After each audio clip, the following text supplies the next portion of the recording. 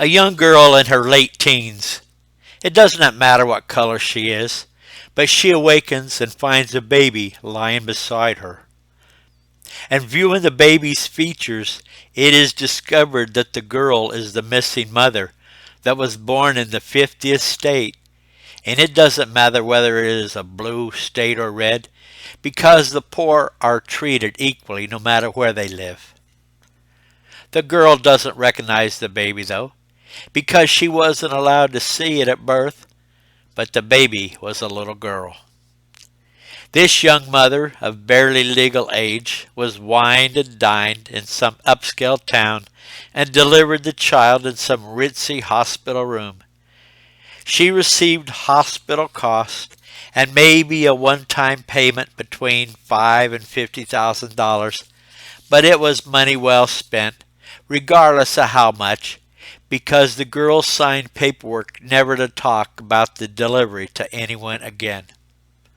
$5,000 or $50,000 might not be much, but it is a fortune if you could never earn a dime in a backwoods town.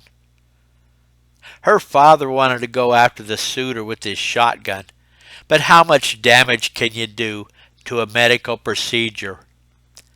So the economies of her life led the way. She didn't have a job and her family was poor.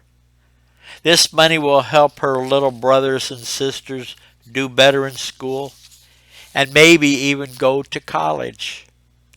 She didn't even see the father because he arrived in the middle of the night on the end of a needle. Her parents weren't there at delivery. They could only sit at home and cry. The area was sanitized of emotion. This was simply another walk-away delivery. The baby now lies on a pillow that has inscribed upon the pillowcase a paragraph for the girl to live by.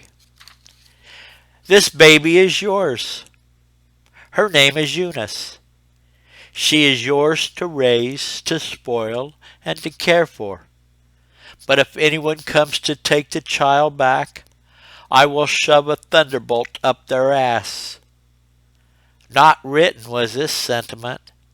It takes more than semen and seed to create a baby.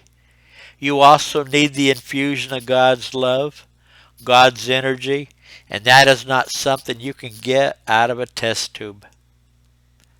God decides motherhood, not a doctor in a white coat.